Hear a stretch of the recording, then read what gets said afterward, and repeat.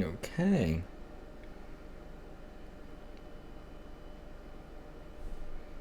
Hmm.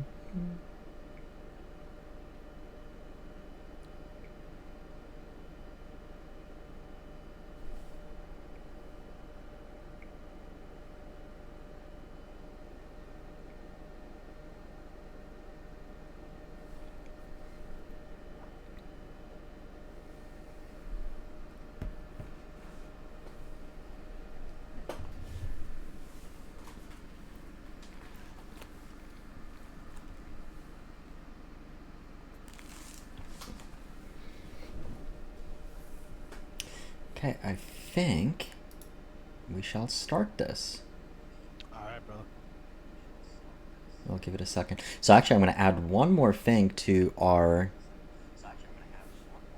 Let me actually turn up my phone. I'm going to add one more thing to our little agenda, which is so a friend of mine, Cody B, fireworks. So if you're a pyro, you're going to love this. Although I don't think you can have real fireworks in Massachusetts, right?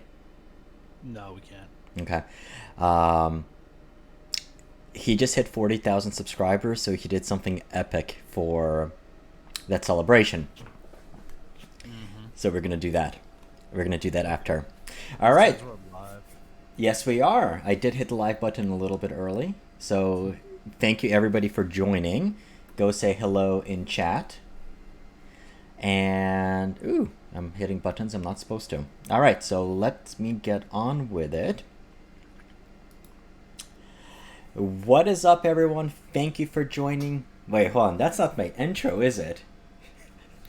What's up, everyone? Welcome, Squad, and thank you for coming to our Slavcast number 3. I do have a little bit of a packed agenda for today. Oops, hit the microphone. It'll take a little bit of adjusting. We do have the latest NICS data that just came out for October, so we're going to discuss that. We are going to discuss some news that came out in terms of earnings from Vista Outdoor. And then we'll talk about some new guns and some other stuff that's going on in the industry. All right, so, and then we are joined by Joe of ShootingGallery NE. He's from Massachusetts. Yep. So, so we'll chat with him. All right, so let's get on with it. So, if you're not already familiar with it, I cover the firearms industry on sites such as Seeking Alpha, where every month I publish an updated NICS data report. What we're looking for is primarily it's made for investors, covering American Outdoor Brands, which is the owner of Smith & Wesson, Ruger, Vista Outdoor, Sportsman Warehouse, Olin, and a couple other smaller companies. And the reason why we look at the NICS data is that it's one of the earlier signs. Joe, I'm going to mute you, or if you can mute yourself. Yeah, sure. There we go, because I heard you in the earmuff. All right. So one of the reasons why we're looking at the NICS data is because it's one of the earliest signs that we have of potential sales that are coming down the pike. So we do have the NICS data for October. So what they reported was, so this is the adjusted data that I'm just looking at, and I will have this article published in the next 24 to 48 hours, so you'll be able to join. And once again, if you have any questions on any of this data, just ask a question and I will answer it for you. Either for NICS background check data, how we come up with the data, anything related to that. So the first one we have, so handguns. So for October, we had a total of 516,978 background checks that were conducted as it relates to the purchase of a handgun. This is up from 460,000 last year. So right around 10% increase. I should have done the increases beforehand, but I didn't. This is what happens when I do this before the article. What's actually interesting here, so we have, this is the third or fourth month this year so far in a row where we had either high single digits or low double digit increases. And really, where it all comes down to is the fact, okay, are people really being scared? Are they rushing out to buy guns before they're potentially banned? And on one hand, yes, but if we're really looking at it, so yes, 2019 people are certainly coming out and they're buying more guns than they did last year. But it's still below, like even the handgun sales, it's still below 2017 and 2016 and 2015, 2014. So basically it's the second lowest since 2014. So yes, people are definitely coming out and they're going to buy guns again, but they're not really coming out there and buying them in bulk. When we're looking at long gun data, so this includes both rifles and shotguns, we had a total of 451,337 checks, which is up from, once again, almost double digits, from 417,788 for October of last year. What's peculiar here, once again, I mean, long gun sales have been in a rut. So despite people saying, hey, you know what, despite Beto and everyone, hey, we're going to go take away your AR-15, so why don't you go buy as many as you can? The reality of the situation is, for the last even couple of months, so this is the lowest since, so 451, so it's not since last year.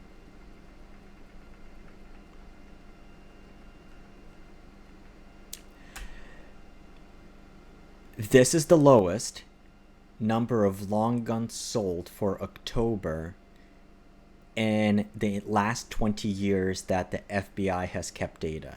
Second lowest after 2018. Let that sink in. That's just nuts. I mean, if you ask me, that's just really nuts.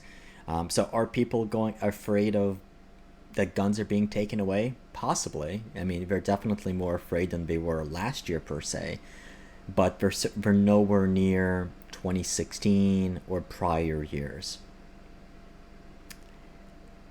Scary. Hello, DH. Hey, Donnie.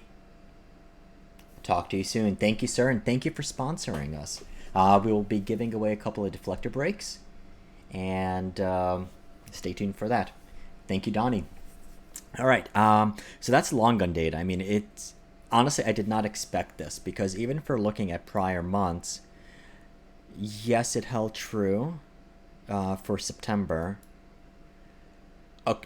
So August is when we had our first little bit more of tantrums and people going out. Even though, like, yes, it's lower than the past couple of years, but it's not decade lows. The October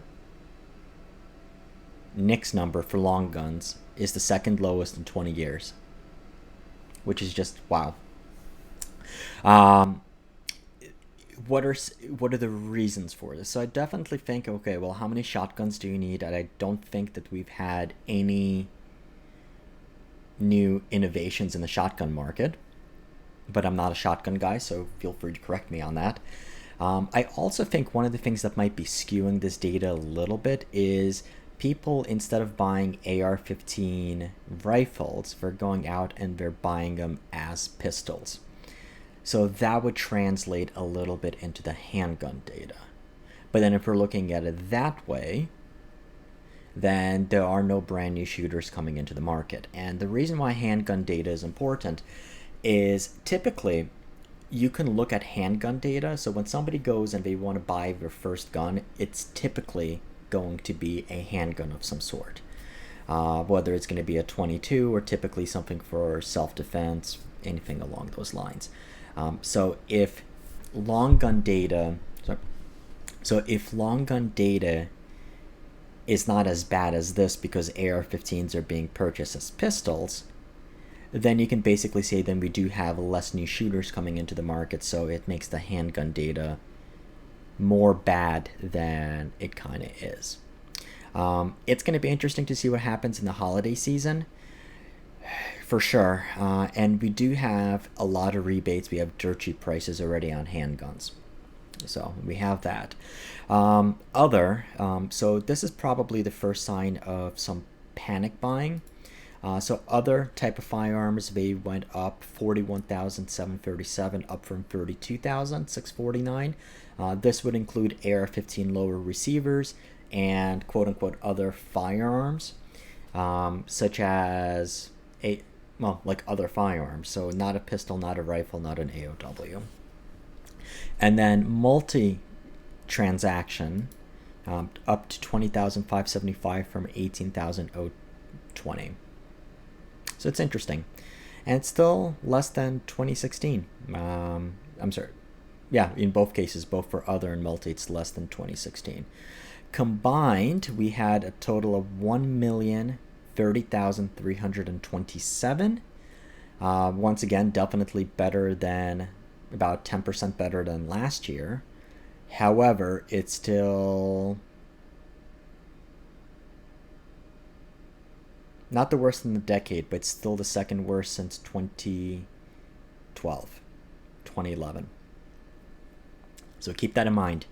So there's your answer as far as what's happening in the firearms market. Now, where this is going to relate is, let's look at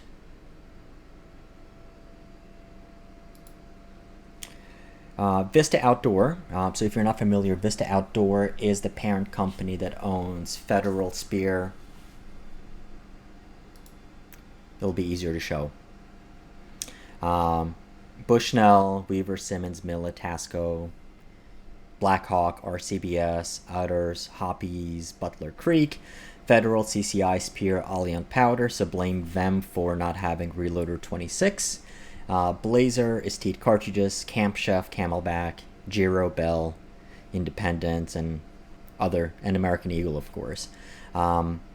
They also own Savage rifles, but they recently sold those off. But Savage, they just reported their earnings, and they weren't good.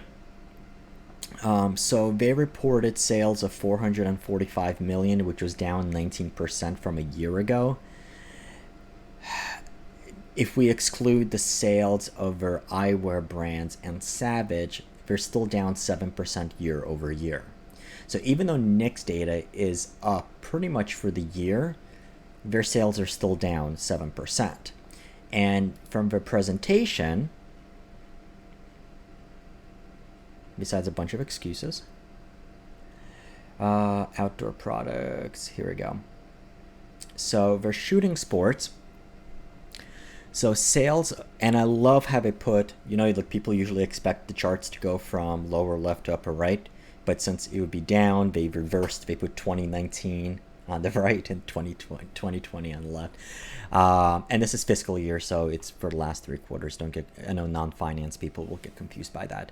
So breaking down, so the ammunition market for Federal, their total sales for Federal, CCI, Spear, and others, for the last 3 months, it was $210 million versus $224 million a year ago, and that's a loss of 6% on an organic basis. That's for revenue, and then that's already taking out the sales of Savage rifles, which accounted for 23. It would be a 23% drop. And adjusted gross profit, once again, we're losing money there. Adjusted gross profit decreased to $29 million from $37 million. So a drop of 22%. Yeah, so apparently, people are still hoarding ammo and prices are coming down.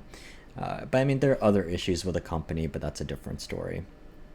Their hunt shoot accessories and everything else, 7% organic loss year over year. The profits did increase because they started cost cutting a little bit. So if you're interested in this, I'll also have an article on Vista. So if you go on seekingalpha.com, just put in the ticker symbols, you'll find me. Or I'll include a link in the description of this live cast. Yeah. And that's partly why I probably am not getting ammo from Federal. All right, so that is in terms of this. What else we have? I forgot to include a link, and actually let me bring Joe on, Joe, come say hello. You can unmute yourself. What's crack lacking, everybody? All right, if you're not familiar, Joe is a fellow gun tuber, and I appeared on his channel a couple of times. He lives in the great state of Massachusetts, where, once again, they don't love gun rights there either, but at least you can concealed carry, apparently. Um, so instead of me here talking to myself, why don't you introduce yourself for the people who may not know who you are, and tell them where they can find your channel, and then we'll discuss some new guns from Smith & Wesson. All right, all right. Well, hello, everybody. I'm Joe. I run a YouTube channel called Shooting Gallery New England. You're going to find it as Shooting Gallery NE on YouTube. Also, you can check me out on Shooting Gallery New England on Instagram, and we're also Shooting Gallery NE on Gunstreamer as well. We do a podcast called Shooting in the Woods Podcast between Monday and Tuesday between 6 p.m. and 7. And I love guns, and I'm happy to be here. Thank you for having me on. You're welcome. All right, so we talked about some of the newer guns last week. I just got in the email a little bit earlier today. Smith & Wesson just announced that they're doing more of the Model 648. So it's a 22 WMR revolver. It's based on the K-frame, 6-inch full underlug barrel, so it should be pretty accurate. $749 MSRP, so figure street price should be around like $650 or so. What do you think? Well, I'm not surprised that they're doing it in the K-frame. I feel like the K-frame is probably one of the better of revolvers, depending on what caliber you're shooting and your skill level as well. But 22 Magnum, it's not a slouch cartridge. For a rimfire, that is a excellent cartridge to teach young shooters to work themselves up from typically a 22 LR. Now, when you're going to go into the 22 Magnum, that gives them a little bit more punch. And for a K-frame, again, recoil is going to be nothing. I do like the the stainless finish. Might just be a personal preference, but I rather see like a nice wood grip on there. The Hogue grip for Smith & Wesson revolvers are kind of overdone, but that's just my personal preference. Okay, so here's the thing though. It's a real revolver. I guess two things. To a 22 WMR, it's a fun caliber, but I mean, number one, is it going to be really practical? Yeah. And number two, would you rather spend $650 or get like a Ruger single 6 for about $350 to $400? I don't know if that's really where they're priced at. Yeah.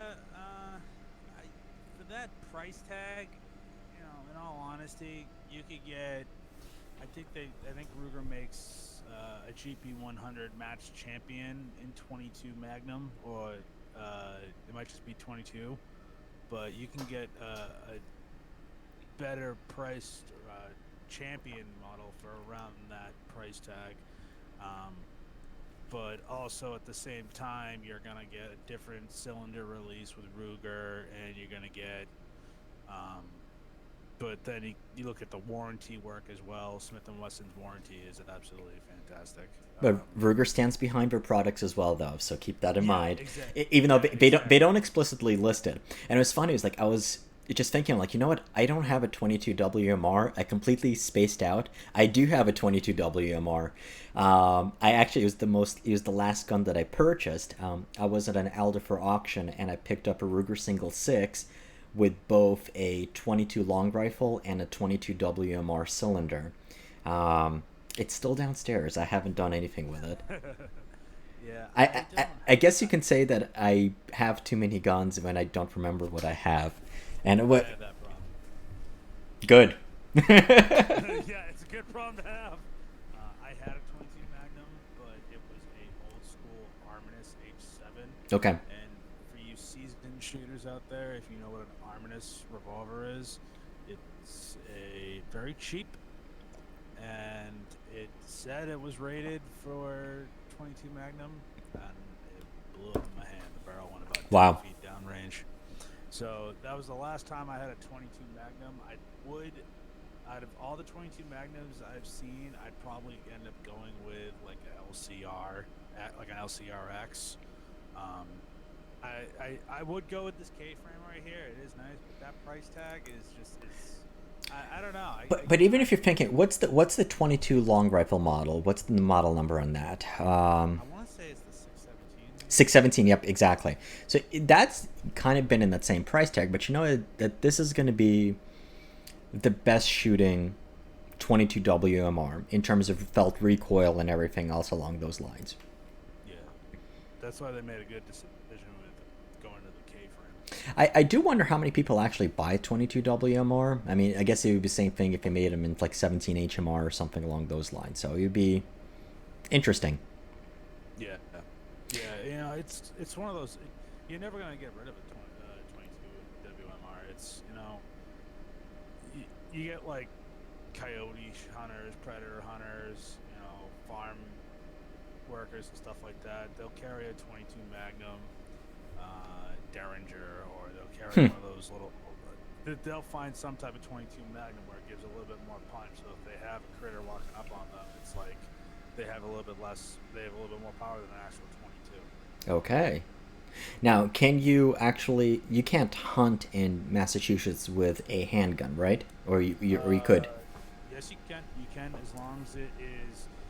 If it's nighttime hunting, usually for like raccoon, coyote, fox, red fox, and possum. I think those are the only ones you can hunt at night. You can shoot up to 22 Magnum, and then you can use 38 as well. Rifles you can use at night only from 17 HMR up until about a 38. 38 Smith, 38 special. I mean, and that's the lowest the smallest the biggest you can go is about a 38. During the day, you can hunt up to a 223 caliber for predators. You cannot hunt rifles in Massachusetts unless it's a 22. We don't have like a high powered rifle season. Okay. So actually, while you're talking, I'm looking up what Ruger has. So all of ours in 22 WMR are single six, which you can still get. And the only, I guess, double action one is the LCR and the LCRX. So there is no GP 100 in 22 WMR. Oh no, I said they have a G. I said the GP 100 in 22. Okay. If I said Magnum, I misspoke. No. It's just interesting for me. I don't know too much about the Ruger revolver lineup. Yeah, I'm honestly, to be quiet, I'm a Colt and Smith guy, but I hate I can't stand the new Colts. Yeah, I'm not even a really big revolver guy. I just picked up a Smith and Wesson, an old school series, like a circa 1970 something model, Smith and Wesson 65 K-frame. It has the firing pin on the hammer, so it's an old school. Doesn't have the Hillary hole for the frame lock safety. Like, it's old school as you can be. That is a smooth shooting 357 Magnum. That's probably the only revolver I'll buy. I do have a Heritage Rough Rider 22 single action. That's because the Ruger Wrangler did not come out. If it came out at the time, I would have bought that because it's about the same damn price. But no, I'm not a big revolver guy. I like my semi-autos. I like my I'm like more rifle shooting than anything else, But handguns, they have their place. It pretty much, if it's cool, I want it. Revolvers, the only other thing that I could say that I'd really be like, oh wow, I'd like to grab, is probably like Smith and Wesson 329 PD, that scandium frame 44 Magnum. Probably the only other revolver I'd consider picking up. Followed by a trip to your local pharmacy and getting bandages for your wrist. So Scott in chat just made a comment. He has a Smith & Wesson 617 no dash at a local FFL for $999 wood grips. I'm sure it's nice. I don't even know if that's a good price for it or not anymore. I don't know. I mean, the prices have gone like all wacky. Yeah, and I'm jaded too with living in Massachusetts because a lot of prices on certain handguns and even rifles, you can see it with revolvers too. They're all over the place because certain gun shops can get them for X amount, but they know they can get them for more because of said bans or what they're available with. So the pricing for me, I know what's a good price in this state, but I was just in Pennsylvania last weekend in the Poconos, I know, and and you don't even call me up to say hello. listen, I was on my anniversary. Okay, I was in Lakeville. Uh, and we stopped at 3B's indoor shooting range, and I saw some of the prices they had there, and I was like, "Oh my gosh, why didn't I work here? Like, why didn't I move here? Like, it's just it, the pricing. I think I saw like a Ruger SR9 for like 275, and that gun here is 375 altogether. Seriously? Wow. Yeah, yeah, yeah. But yeah, Now, I'm but sorry. but here's the question though. So can you actually you can buy it and have it shipped to your FFL in Massachusetts, right? Or does it have to? You can't. Most dealers don't want to deal with the hassle because, again, with the just unconstitutional laws we have here, it's uh, it's very tough to get handguns. Pretty much all handgun sales are no. The only thing you could probably get, because a lot of people that live in the South Shore and more towards Boston, North Shore, Massachusetts, Kittery Trading Post in Yep. Kittery, Maine is probably only an hour ride, hour and a half maybe. And the only thing Kittery Trading Posts will even sell to Massachusetts owners is shotguns. Okay. That's about it. And Kittery Trading Post is such an awesome place. We have friends who live in Massachusetts. No, I'm sorry, not Massachusetts. Ugh. They live in New Hampshire, and anytime I go there, so we were in Portsmouth and Dover, and it is like right across the bridge from there. So anytime I was up there, I'm like, okay, got to go to KTP and see what they have, and their website is awesome, ktpguns.com. Not sponsored. It's just a cool place. I would go in there and like find something. And what's cool there is they had a lot of police trade-ins, which was nice. So I remember I got two of the best deals I had. I had one of my SVIs, so competition 2011s, I picked up from Kittery. And then I also picked up, sent my wifey there, a SIG 229 police trade in beautiful condition. And it was like dirt cheap too, but it was in 357 SIG, so it's a cool caliber. But I picked it up in a like really, really, really cool place. But what we're gonna do is, speaking of Massachusetts, I got an email from Walfer earlier today. So for anyone who is there, if you're watching from Massachusetts, they have. I think this is the wrong link, but on. Let's see. Let's find it this way. There we go.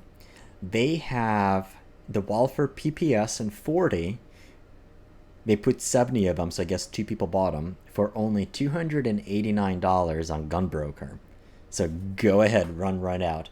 I actually like the PPS, and I know we're gonna have discussions over 9 mil versus 40, and it's not in 10 millimeter, but this is actually a pretty Then cool why are we gun. even having this discussion if it's not 10 Because this gun would be, I don't even know whether it would.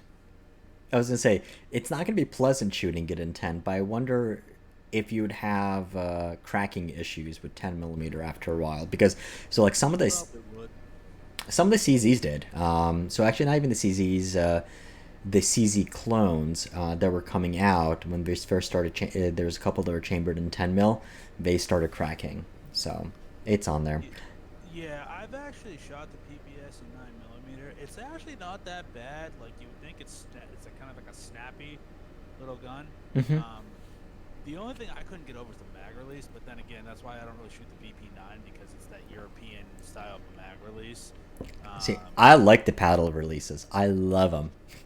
Yeah, well, I'm so used to shooting I went from shooting my shield when I had it to shooting that, and then I had my couple Glocks and I had my P85. So like I was so used to that, American style mag release, and I shot that thing, and I'm like, this is like the only other thing. Actually a decent shooting 9mm for what it is.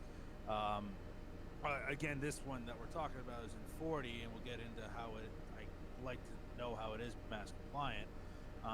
But the only other thing that got me up is that like atrocious stippling on on the sides of the handles, like that they could like do a little bit better with that. That's the only uncomfortable part to shoot it, but I'd like to see how I'd like to know how it's mass compliant because I know for a fact that 10.5 pound trigger.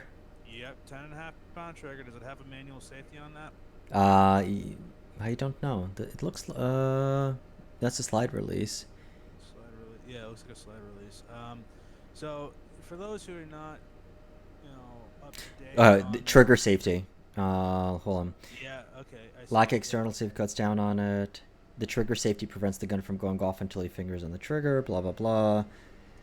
No, it doesn't have external, but I guess it has enough internal safeties to make it work. And I guess with the 10.5 pound trigger is your safety. Yeah, and it also has to it probably passed the drop safe test that our firearms bureau makes every manufacturer go through. That's why Taurus, Glock, and many other companies are saying, no, we don't want to deal Yeah. with your laws. But before we get into that, I just want to give a brief overview. I'm sorry to take the reins here, but you're in order to be a Massachusetts firearms owner, you have to kind of go through Narnia and back through Hogwarts to understand what you can and can't possess. We do have an assault weapons ban that is 100% unconstitutional. I do have a whole episode on that of Massachusetts gun laws in the archives of the Shooting Woods podcast. But briefly, in order to have a firearm, in order for a firearm to become mass compliant, especially in the handgun world, you have to have multiple safeties, whether it be external or your trigger, a 10-pound, 10.5 pound trigger pull. It has to have a magazine capacity of 10 rounds or less. Um, and it has to pass a state drop safe test. So you're typically going to find Rugers, Smiths, what's another big one? H&K is another one that you're able to get mass compliant. Certain SIGs, some Walthers. I remember when the Walther Creed was a big thing that was about to become mass compliant, but then they just stopped production. Well, and Uh, the Creed was one of the cool guns. I don't know why yeah, they stopped. yeah, it was a really cool concept. Well, the CCP, Walther CCP, Okay. that's a mass compliant one. When you get into like Glocks, CZ, uh, most Remington handguns are not mass compliant. Granted, they're garbage. I don't care what anybody says. Most Remington handguns are garbage. Their 1911 is a decent 1911, but again, it's all preference here.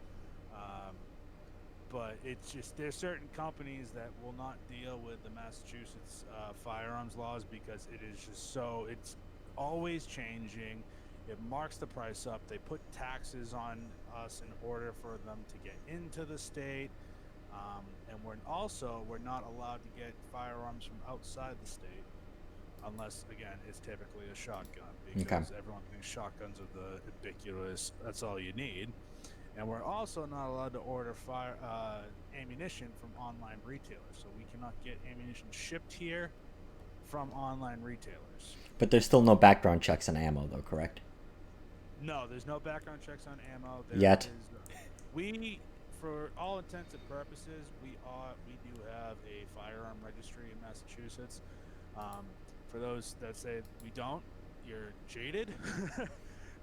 Just because the only reason I know this is my darling wife, Mrs. Shooting Gallery.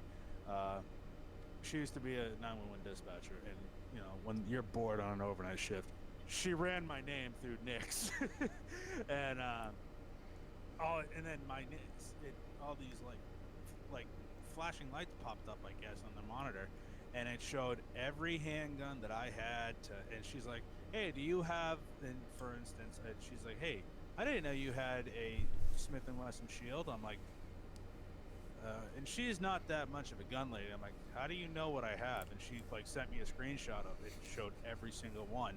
And that's why private sales, you still have to get a background check on, not background check, but you have to have paperwork on it. You have to file it through the state. It's a very long process. So the moral of the story is any suspecting spouses, if you live in Massachusetts, just get a NICS check and then you'll see all the guns that they have available. Oh yeah, no, seriously, guys. If your wives work, or again, girls, if your husbands, we don't discriminate here. Um, if you help anybody in the police field, make sure they never have their dispatchers run your name because your lives will just be blown up. They'll be like, "Oh my God, I did not know you had that many guns." Yeah.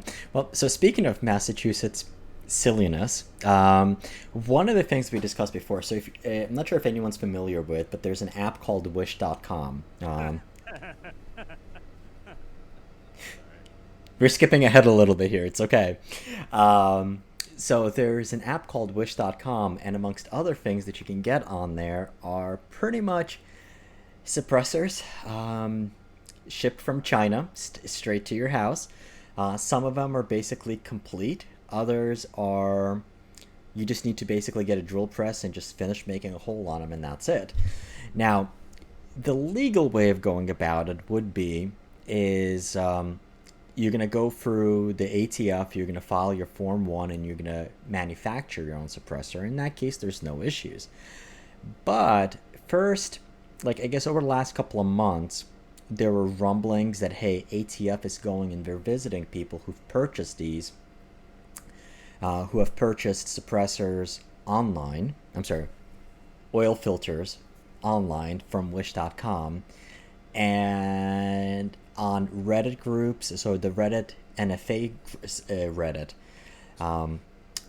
they were chatting, hey, this is actually we had a visit from the ATF, and like people were like, you're trolling us hard, how can it be? And then we started seeing more stories, and in the last week there's actually two. So the first one was in Massachusetts, East Bridgewater, Massachusetts. Oh, there's a video. Let's watch it. Details about some of the federal charges that the homeowner here is facing. I'll just step out of the way, though, and show you federal agents were here this morning around 10 a.m. raiding this home and taking evidence away. In some of the video here, you see some of that evidence that was taken away, and the homeowner, his name is Bruce Sartwell, was arrested. Investigators say that he is a regional president of the Outlaws Motorcycle Club, and they allege that he had ordered a firearm silencer online and that it had been shipped to this home in the last few days. So that apparently tipped off federal investigators because they say that Sartwell is a convicted felon with a bit of a checkered past. So they were here today. Oh, there's that too. Evidence as they executed this search warrant. We're just going through some of the paperwork now, so some of these details just coming out. But again, the homeowner here now facing some federal charges. Unclear exactly when he will face a judge, but he was taken away by federal investigators early this afternoon. We're live in East Bridgewater. John Atwater. Yep, so there's basically one guy, once again, ordering online. And Scott, actually, you nailed it on the head. The other thing was with the auto sears for Glocks, which are also on Wish.com, and there was a whole big thing in Chicago. So this guy in Massachusetts, yes, I mean, he had a record and all that stuff. They found guns that were in hidden compartments. But that's actually not the winner in this one. The winner is this guy in Canada. This was even better. And for those who are wondering, this guy also he is a criminal. You can look it up. The Massachusetts guy. Yeah, the Massachusetts guy. He's a straight up criminal. He didn't care about the law. No amount of NFA law or firearms law was going to stop him from doing this. And at the same time, it will say in that thing he is a member of the Outlaw Motorcycle MC. So consider that for what you will. He is a convicted felon that should not have owned a firearm to begin with, but they're still able to get it. So my point being, criminals don't care about gun laws. Yep. All right. So then this one. So yes, I mean, on one hand, we can make the statement. I'm going to preface this conversation. We can make the statement that people might not know that they go online and they're not supposed to buy it. But I don't buy that argument in this case. So I'm not sure if Affordable Optics is in here, but he's from Canada. It might be a little early for him. 73 firearms, including machine guns, were found in a raid at a Winnipeg home. So once again, the discovery of an illegal gun part sent from China and destined for a Winnipeg address led police to a major firearms bust in the city. I'm assuming it's wish.com as well. So his wish became true. So they found a Kalashnikov AK, an HK-M1, a Finnish M44 subgun, a Sterling subgun, a PS90, which I'm not sure if is legal or not in Canada, but with a suppressor, an Evo S1 pistol, a Thompson subgun, a BAR, a Mac 11, a TEC9, a Glock 18 with a suppressor. So what I want to know is whether it's a 17 that was converted. And it's possible he bought the Auto Sear off of Wish. Or if it's a true Glock 18. Browning 1950, a Bren Mark 1, a Mac 90, a MG15, I don't know what that is, and a Walther PPS handgun. I wonder if it was a 9 and 40. And a Smith & Wesson revolver, and 10,000 rounds of ammunition. So this is where the guy was only 10,000 rounds. He has issues there. But 40 high cap 40 standard capacity magazines, 70 weapons related offenses, including tampering with serial numbers. So, and this guy's 41.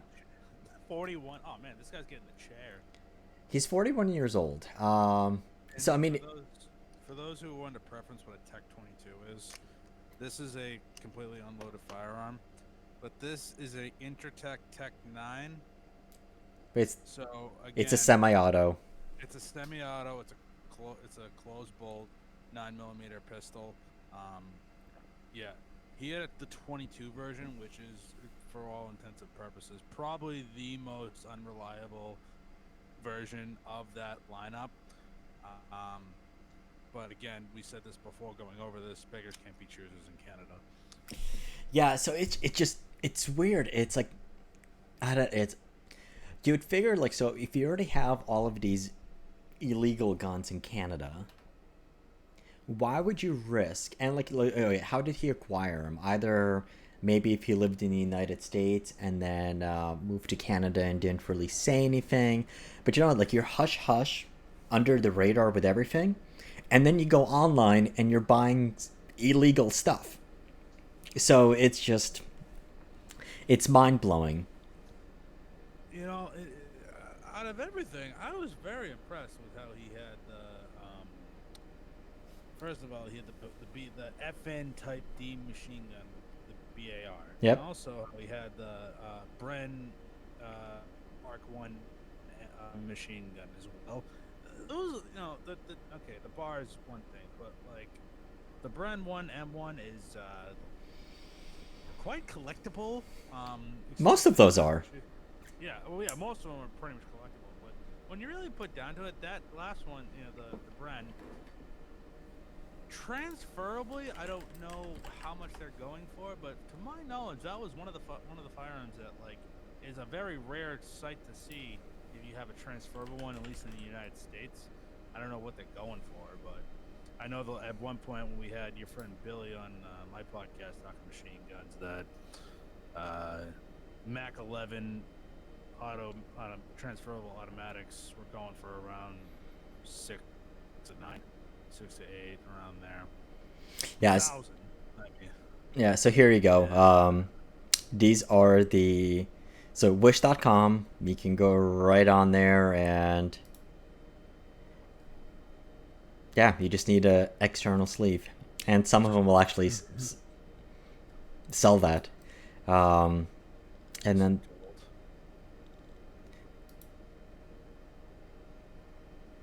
Yep. How much is that one going for? Does that say $28? 25. 20. Oh, yeah, okay. So $25 He's gonna get you 25 years. to life.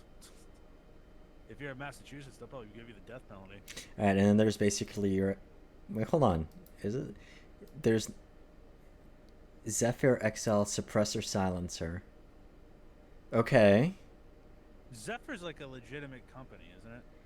All right, so this is basically, this says it's suitable for airsoft rifle. Okay, so there's foam inserted, but basically what you're doing is someone would buy this and throw in the end caps, and there you go. Yeah. So that's how people are silly. All right, I think we're done with that one. I can't handle this. This stupidity of that stuff, and they wonder why our firearms owners get such a bad rap for people doing this type of stuff, like and they wonder why the Hearing Protection Act ain't getting passed, because this is the stuff they have to deal with. People buying off Wish, Amazon, that gets you a one-way ticket to jail and a call from the ATF with them having several agents at your house, like we saw with that. Yeah, but I mean, you can always make the case. Sorry, hold on. You can always make the case that the laws are unconstitutional in the first place. Yeah. And I definitely believe that suppressor should be an over-the-counter item. I don't think you should have to. I mean, when you're shooting suppressed, it's shooting politely. I mean, that's really what it is. And in places like Germany, you're actually required to. In places like Europe, you're required, or you're supposed to hunt with a suppressor in order to get rid of the noise pollution. Plus, it's much more hearing safe. All right, so let's move on. So we had, November 2nd, we had the Second Amendment rally. And it was organized by the GOA and Iraq Vet 8888. So as far as we know, there was about 2,000 people that showed up, which was not amazing, considering that there's 10,000 people who showed up to the Nationals winning the pennant, the championship. So, what do you think about that? Well, here's what I have to say. I'm not surprised. It was more than I expected. I'd have to say also that 2,000 people took time away from their jobs to go do this, and I feel that's more people than I expected. But at the same time, when you look at, again, the national celebration and you get March for Our Lives, 2,000 people took time off from work. Then when you get the other people that are probably paid to go to those things, it's a good start. I would like to see 10,000 people. I would like to see 100,000 people at these rallies. But, it kind of gets into the question of, do people really feel like gun rights are enough to go to a rally for? Like us diehards, yes, we feel like we're, it's 100% real. That's our lives. But also, and I'm not knocking the GOA for this. The GOA did pretty much kind of put this on. They've been doing a lot more advocacy than most. I think it would be a little bit more if the NRA put it on, because you look at NRA annual meeting, or NRAM, thousands upon thousands of people go to NRAM. And I think if they had something to do, from what I hear, the NRA, their cronies there, but I'd like to. I would love to know what the NRA did, and I'm not saying I'm a vocal supporter of the NRA, but the Gun Owners of America is kind of a newer, not new, but they're getting more publicity in the gun community than the NRA has. So if it was a different organization. Well, I think right now, everyone is in the hate the NRA stage. But I mean, the reality of it is, and I think there's really 2 points with it. The most vocal people, and especially the PewTuber community, they're very. It's almost like everyone is like Mullen Lobby, that like we don't want any gun control. There is like no laws. Everyone should be able to get anything they want. And I think, and I certainly believe that as well. I do think there's more laws than we know what to do with. But we have to, I think, accept the point that there is the vast majority of gun owners that own guns may not feel exactly the same way, and there may not be opposed to such some of the things. So if we're painting the NRA as extremist, well, I probably think that the vast majority of the gun owners would more identify with the NRA rather than GOA or the Second Amendment Foundation, which truly is like, hey, we're not giving up anything, we're not giving up any steps or anything else along those lines. And I think us as gun tubers, I mean, we do have to keep that in mind, that people, and I guess my whole point why I try not to delve into the politics of it is I fully believe everyone is entitled to their own belief and opinions. And if somebody truly believes that there should be more gun control or that guns are evil or whatnot, they have the right to that opinion. It is our job as responsible gun people to have a conversation, put a gun in them, and put a gun into their hands and let them shoot it and educate them about the process, that the gun is not just going to go off. But if at the end of the day somebody still truly believes that every gun should be locked up, or there should be universal background checks, or there should be 10-round magazine restrictions, they have the right to that. And we can't just basically say, you're a moron, you're an idiot, get out of my face. And I think the NRA, by focus, I mean, they still do a lot of stuff with educating the kids. They still do a lot of political activism. They're out there teaching people. I mean, you still have a lot of NRA instructors. And I think, like, there we go. I am too. Hello, affordable. We're gonna come back to the Canada story. I'm glad that you showed up. We're gonna have a conversation about this. So I definitely do think that the gun community needs to come together rather than trying to, for lack of a better word, having a circle jerk with other people who truly believe the exact same way as they do. And I think that basically saying, Mullen Lobby, get off my lawn, no more steps, we're not even going to have a discussion with anybody, is the wrong approach to it. It's like, basically, it's like if you're having a liberal and a conservative, if you're only preaching their side of it without listening to the other side of it, nothing's going to get done. So I do think that the gun community needs to absolutely come together. So get all the groups together.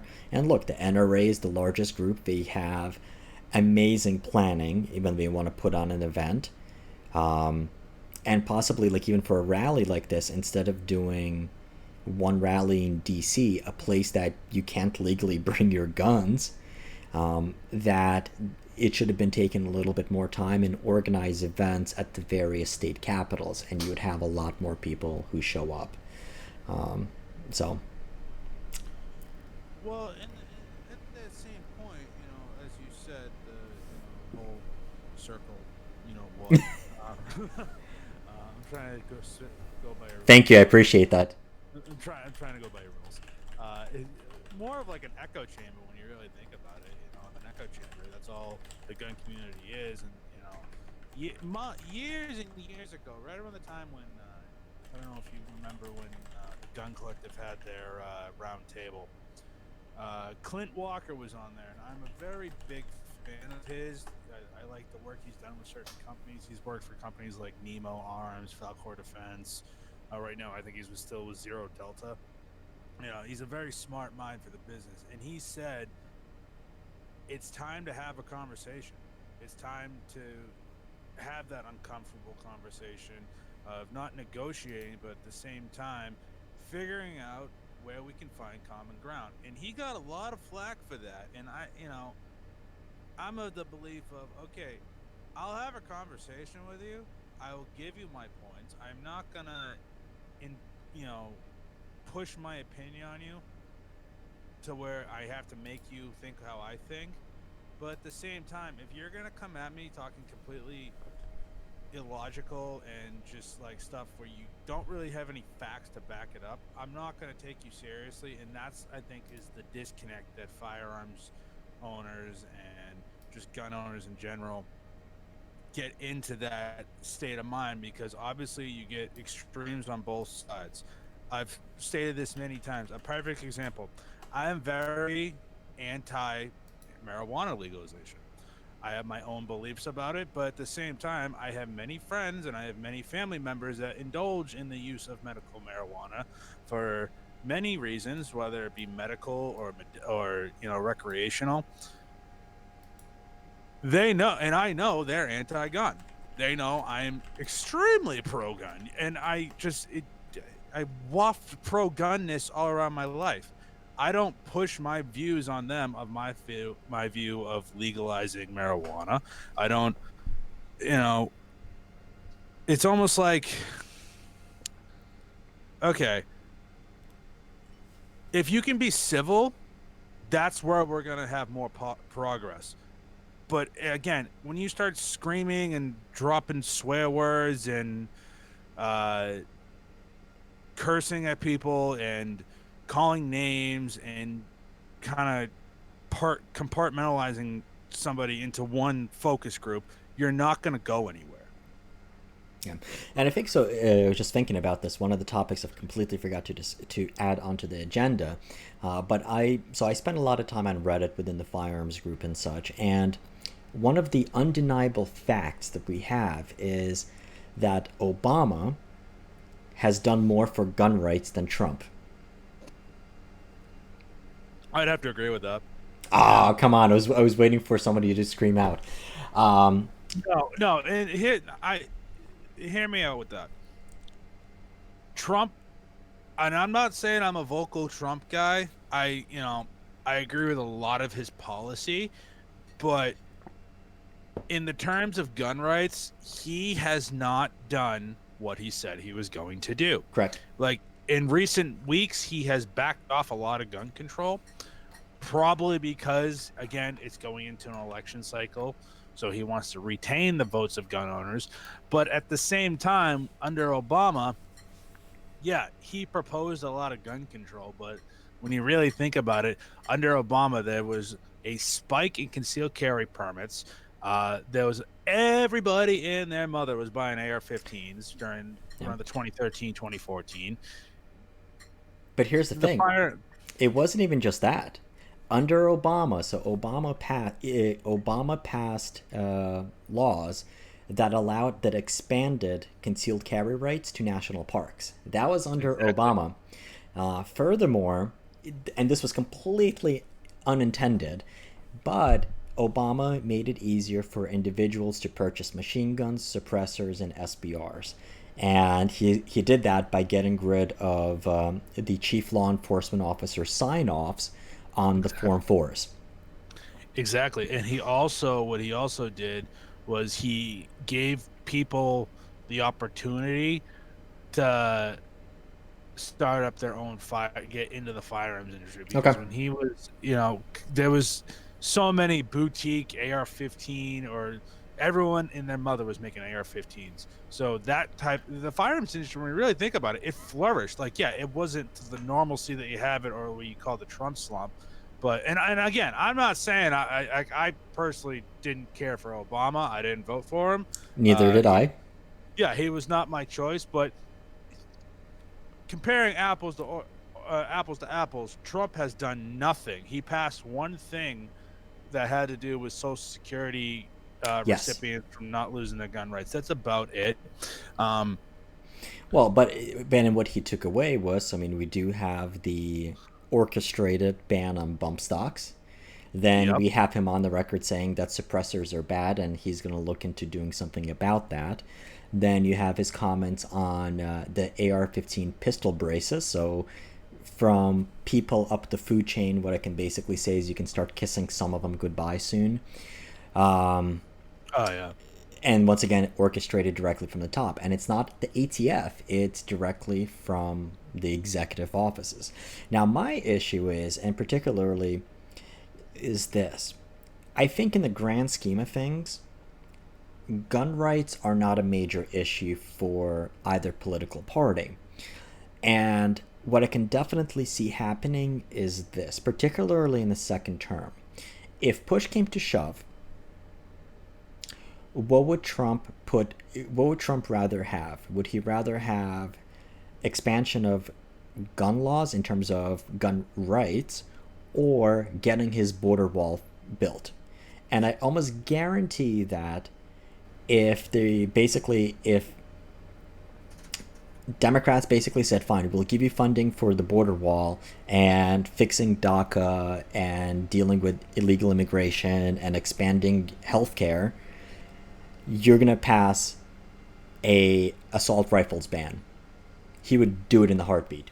Oh, 100% he'd do it in a heartbeat. And if that meant getting his wall built, he would throw us under the bus. Assault weapons ban would come down. 10-round magazines. What's the other big one everyone freaks out about? He probably even would go into universal background checks. Oh, I think that's a given. I think It's a given. And I think that's going to happen almost anyway. And like I said, I mean, and Trump is not pro-gun. I think Trump is much like Chris Christie was. And I think the reason why there's more anti-gun stuff passed under Trump versus under Obama, even though Obama might have wanted much more gun control, the Congress would not let him even pass that. But if Trump is the one who came out and said, hey, let's do something about gun violence, or let's pass universal background, let's basically put more gun control in place, I don't think that as many Republican senators and congressmen would stand up to that, and they would just say, okay, fine, he's our president, that's what he wants to do, let's do that. But versus if it was a Democrat in the White House and Republicans controlled either house of Congress, it would be dead. Yeah, that's why everything's kind of gridlocked right now, because the Republicans own the Senate, but then again, the Democrats own the House, and they're trying to hide everything with this impeachment trial. And I don't really want to get into politics. If you want to, we can. Good. But we're moving on. Yeah. Okay. Cool. But like that's why nothing's getting done. To kind of leave on that note. And that's sometimes good. America doesn't get screwed when either party has too much control. Yeah. You know, yeah. So Affordable Optics is here. So we were discussing the story of the guy in Winnipeg. How is there any possible way for him to legally obtain machine guns in Canada? Let me know in the comments. Yeah, particularly the BAR and the Bren Mark 1. Those are the two I was more concerned about than anything else. I mean, the Mac 11, you can probably get that very easily. Well, I do wonder if some of those Macs are converted. So they did sell some semi-auto open bolts that were fairly easy to mess with, or so I'm told. Okay, so there's no way for him to get any of that stuff. Now, do you know if inherited under prohibited status? Okay, I don't know what that means, so I think we'll talk about that next week when you come on. I mean, it's just fascinating. I mean, it's like how somebody who has all of this stuff puts themselves at risk and goes out on the internet and buys stuff directly from China. It's like buying it, I don't know, maybe it's because they didn't think Wish.com was a big thing, or they thought that they can just go on Amazon. Yeah. Or they should have just gone online and checked at any of the groups and seen that the ATF was making visits. But this is, I guess, one of the first ones that we saw in Canada. All right. All right. So the what else we have on the agenda? Oh, by the way, for anybody who's in here, I see there we have at least six. We have 6 to 10 people watching. So thank you for joining and hanging on with us. We're actually just past an hour. I definitely appreciate it. If you feel like supporting the channel, super chats are awesome. You can do Patreon. That's also really, really cool. All right. The other thing that we had was, and I didn't have the tab open, but the FTC. A couple of days ago, the FTC released new guidelines for influencers. So one of the big issues. Actually, let's watch the video. Ooh, gotta love videos. Hi, I'm Amber Lee, an attorney at the Federal Trade Commission. Do you recommend or endorse things on social media? If you do, here are some tips to help influencers like you comply with the law. Whenever you endorse a product, you have to tell people if you have a relationship with the brand. So, if a brand pays you or gives you free stuff or discounts, tell people about that relationship when you promote anything from that brand. Make sure people will see and understand that disclosure. Tell people about your brand relationship along with your endorsement. Not in your profile, not in a bunch of hashtags. Put it early in the message or superimposed prominently on the picture. In a live stream, it should be repeated often enough that people will catch it. Make it plain and simple. You can say your post is an ad, advertisement, or sponsored with or without a hashtag. You can say thank you to the brand for the free product, if a product is all you got. Or you could label yourself a partner or ambassador.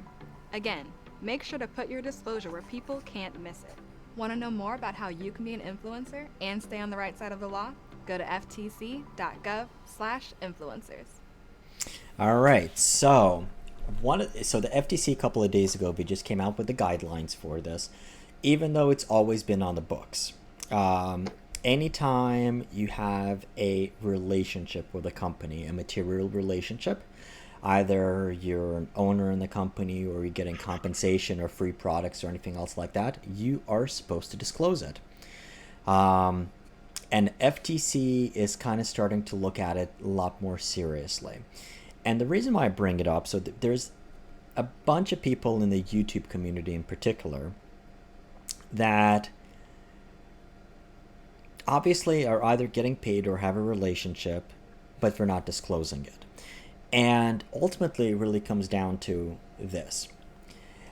I think in the YouTube right now in video, it's become a massive market-moving device. I mean, if you have a big YouTuber that comes out and says, hey, this rifle is awesome, go buy it, there's going to be a bunch of people who are going to go out and buy it, especially since there are studies that it was like 70 or 80% of the people who are looking at buying anything, they're going to be mostly in the last point of influence is going to be a video. They're going to go online, they're going to look at a video.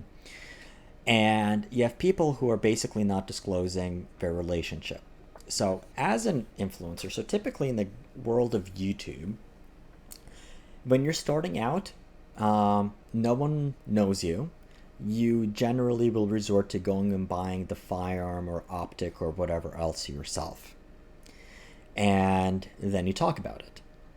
Once you're getting a little bit bigger, so some of the bigger companies, what they'll do is they'll contact you and be like, hey, do you want to test out one of our rifles? And what they'll do is they'll send you the rifle on loan. And what that means is you'll have 60, 90, 180 days to play around with the gun or the optic, do a video on it, do whatever else you want to do with it. And then you can post your video. And then at the end, you can either send it back, or sometimes they'll basically give you a discounted price if you want to buy it. And then there's some companies who will just let you have the stuff and they'll just say, nah, just keep it.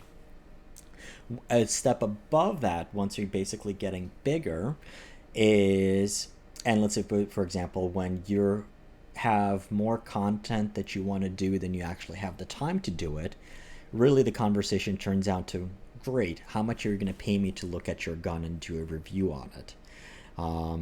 in the media world, so if you look at Recoil Magazine or Ballistic or any of the gun rags, how do you get a how do you get a cover? The way that you get a cover is by buying advertising, and generally you'll have a story, and then a couple of pages later you'll have a advertisement for that gun. Within the YouTube world, there are people who are definitely getting paid in order to do videos about products. Now, some of the people have gotten in trouble for it from their fans for failing to disclose that, but the reality is, the FTC, it's law, you have to disclose it. You absolutely have to disclose it. The same thing, even if you have affiliate links to Amazon or other companies, you are supposed to disclose that it's an affiliate link and you're getting something out of it. This is why in all of my videos, I actually have at the bottom of the disclosure, and I'll basically list, hey, was this something that I purchased myself? Was this a gun that was sent to me on loan? There was one or two cases where I did get the guns for free, and I disclosed that. And there's a couple of cases where the advertiser also purchased the advertisers also purchased either consulting, or they purchased banner ads on related websites. So that's one of the things that I just put it out there so people basically know. And I guess that one of the reasons I think that a lot of people don't is that they're like, well, if I'm getting paid, it looks like it's like I guess some people will think that if I'm getting paid, that people can't take it seriously. And I honestly don't believe that anymore, because I think everyone realizes that, hey, making a video, and there's at least 3 content creators in here right now, it takes a lot of time to do a video. And for somebody who wants to take it more seriously, you do need to get compensated for that work. And right now we're all putting in a lot of time and hours into it. And if in case of purchasing ammo, you're also spending a lot of money on it as well. And there's nothing wrong with it, but as long as basically it's disclosed. Because I guess if somebody goes out there and says, hey, you know what, I was paid to do this video, great, we can take it from that perspective and kind of look at it that way. The big offenders, I think, are like a lot of Amazon sellers. What they'll do is, so for a lot of Chinese optics, they're on Amazon and other sites. You'll pay for it, you'll do a video for it, and then they'll send you a refund. And as I found out, there's a lot of fake reviews on items on Amazon. So I think right now, look, we just need to disclose it. We need to get it out of the way. Affordable Optics asks, so is this a U.S. law only? So this is definitely for the U.S. But I think where it's really going to apply is if the company whose products you're reviewing are based in the U.S., the FTC, they are going to go after those companies, and they're going to be like, hey, this is who you have to deal with. And I think there's going to be more pressure on the companies to only work with influencers or only work with content creators or publications that do disclose the nature of the relationship. And I think it's going to be good for the sake of the community. What do you think? Yes, it's good to know, because, like, again, I'd rather know, like, yeah, if you bought this, cool. It doesn't matter if someone sent you something or you bought it with your own money. I'm watching a person's content to figure out, okay, is it worth buying? The only time it gets shady is when I see multiple videos of from the same company. That's when I'm like, okay, so yeah, you're being paid, whatever. Like, I don't. Then down the road you start seeing, yeah, this is the best XYZ product. I'm not trying to throw every company under the bus, but we all know Olight is famous for sending all their flashlights and tack lights out to every YouTuber under the sun, from big to small. Another company that was famous not just sending, sending product with checks. Like big time checks. Another company that is famous for it is Century Arms. They would either offer you $10,000 to give amazing reviews on, like, the Raz 47. I remember when they made that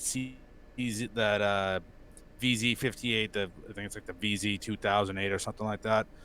They were offering guys like Mac and TFB and IV88. They offered all these. They offered them like 10 grand, or they'd be like, we can have 10 AKs. Like Yeah. if this like there's videos out there where many of these guys are saying this, so I'm not like just talking out my rear end.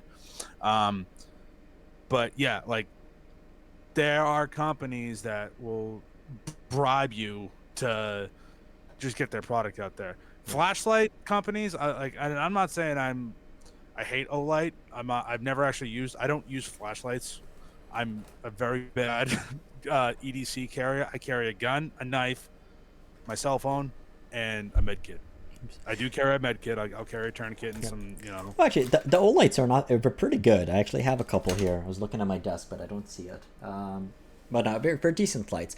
I guess you know what the issue is. So I mean, there's some companies that I've had conversations with, and I guess it's one. So most of the companies out there that I've worked with, every company that I've worked with or put out a video for, there was never even any issues where like, look, if it's good or bad, put it out there.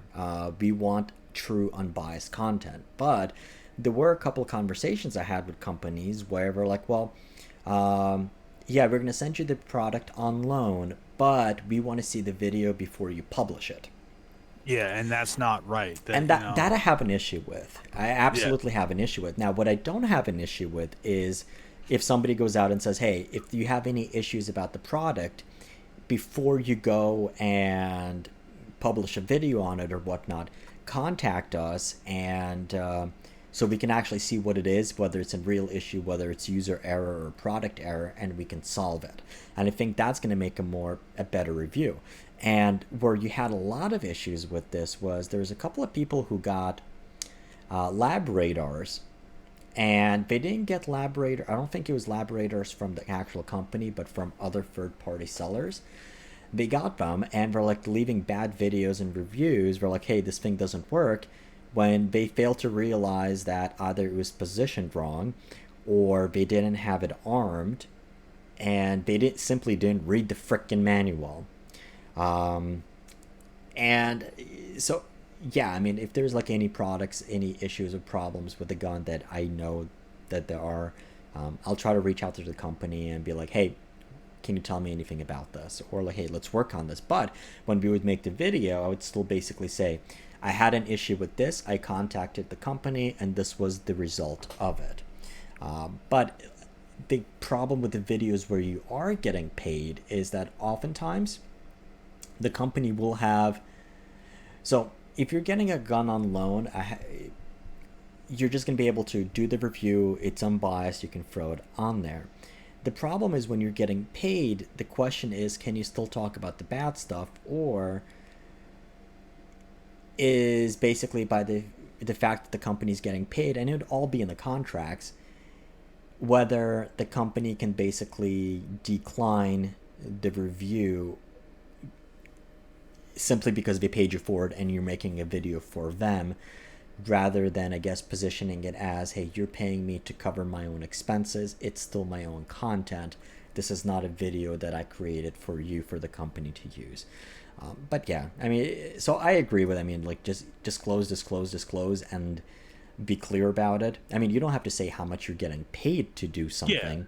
Yeah, but that's nobody's business of what you're making to do a video. And to touch on what you said before, Slav, taking time to do the video and taking time to edit, that does take a lot of time. Like, I'm not a very big computer tech savvy type of guy. This is all new to me. A good example is the 1022 review or presentation, I like to say.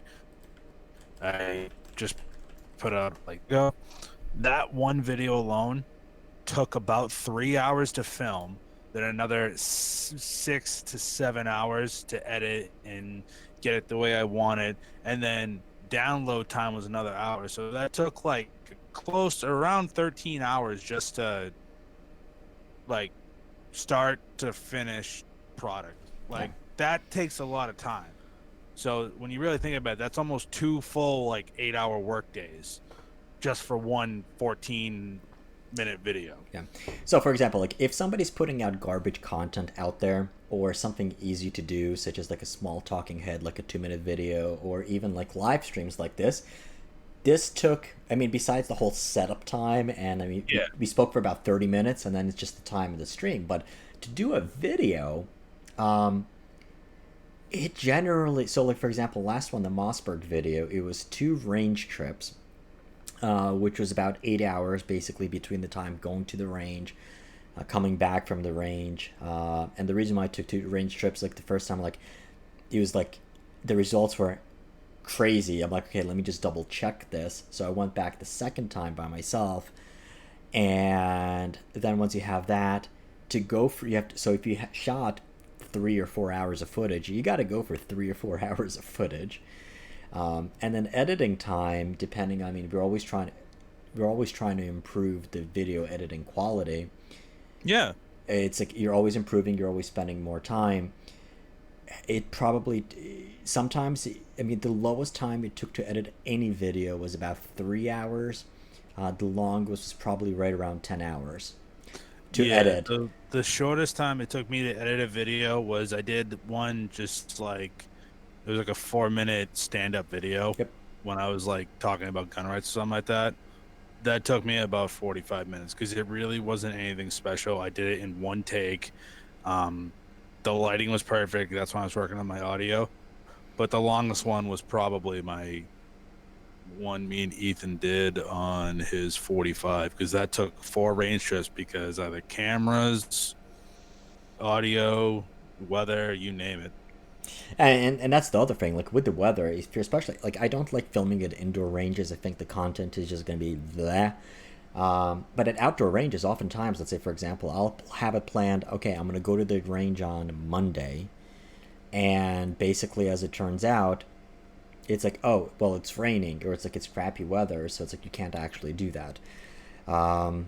Yeah, so it takes time, and look, it's like it's like, but if you're taking it seriously, if you're doing more of it, I mean, it's not an issue if people get compensated. It's just as long as basically, because not everyone is compensated, we need to disclose whether we have any interest in it or not, and let the people basically decide how they want to think about this.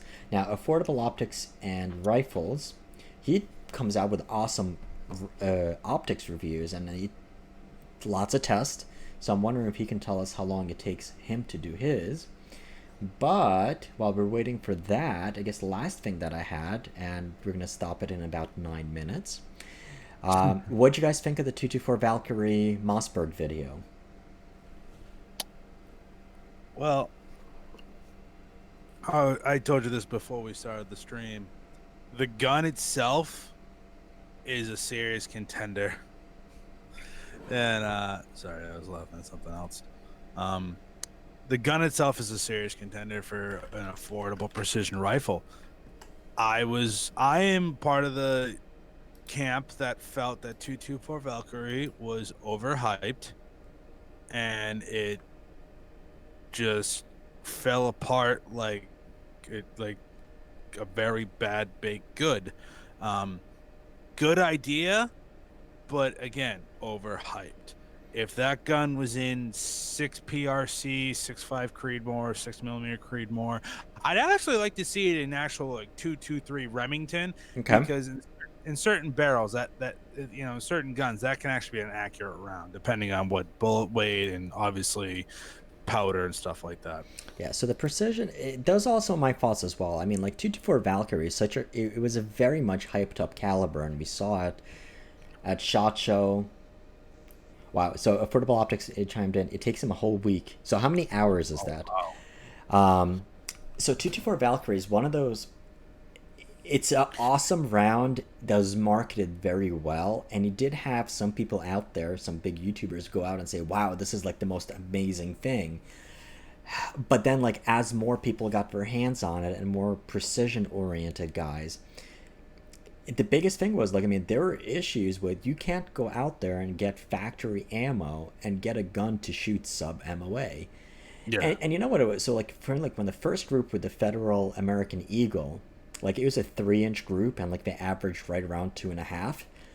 I had the exact same results the first day. And I'm like, no, this can't be real. It has to be me or something else along those lines. And that's when I went back the second time. I went out and I bought more Federal ammo. I fortunately had some more Hornady. By the way, Hornady does sponsor my precision rifle videos. They send me ammo for most of the guns that I need. So, full disclosure. I wish I had that life. We can talk about that. I got you. So 224 Valk was, I wanted it to do really, really well. I questioned my sanity as a shooter, but by the time that it got to like the ELD match when we had like 1.25 MOA groups, I was like, okay, this is actually not bad. And that would have been fine, I think, 10 years ago, before 6.5 Creedmoor, before 6.5 PRC, 300 PRC, and a lot of the other Wildcat cartridges where you can go buy a box of ammo, factory ammo, and shoot sub MOA groups out of a $200 or $300 gun. That's the thing. And I don't know about it with the MVP because, well, it's like I don't know whether it's the gun or the caliber. So I did send the request to Mossberg, thanks to your comments, to see if I can keep the gun and we can play with hand load. So I do have some 88 grain bullets, and there were a couple of suggestions for that, and I think it'll improve. But then I guess at that point, it really goes back to the same question.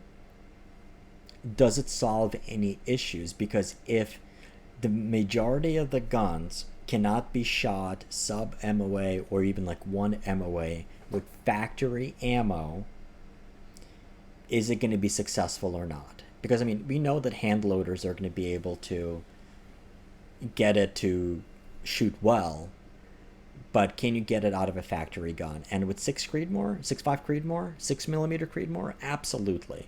Those cartridges were designed specifically for that, and I don't know of any bad guns for 6mm for the Creedmoors. But with 224 Valk, it's all over the place. Absolutely all over the place. Yeah, it seems like it's overhyped. There's certain YouTubers that were like, this is the greatest thing since sliced bread, and then later on everyone was like, this caliber is not going to work. You can get far more accuracy out of it doesn't have to be 6.5 Creedmoor or 6 mil. You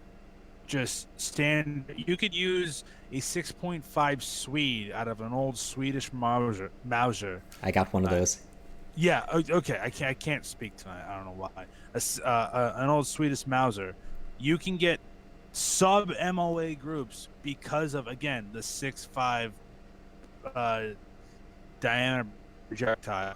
That bullet, you're gonna get out of a over 200-year-old gun, get better accuracy than a modern production round. Yeah. Well, that's what I have an issue. Well, the issue, particularly as it related to it, so 224 Valk was designed around the very heavy projectiles, so such as the 90 grains, and when they came out with the 6.5 twist rate, it was there. The problem is when you have 6.5, 1 and 6.5 twist, it's too fast to stabilize lighter projectiles, and a lot of the ammo that we have out there is predominantly like 75 grain. So then when you go to 1 and 7 twist, but then 1 and 7 doesn't apparently do too well with the heavier projectiles. So it's wacky. And then the other thing is, so like with the MVP, I do wish that it was in like a 24-inch barrel, just to kind of see what we can do with it. Yeah. But if I can keep the gun, so it's one of the guns that was sent to me on loan. If I can keep it, we'll do hand loads with it. Or if I can buy it, depending on the price, and if you want to support the channel, you could. And we'll go with that. So that's what we have. All right, so we're coming out to 1.5 hours for the live cast.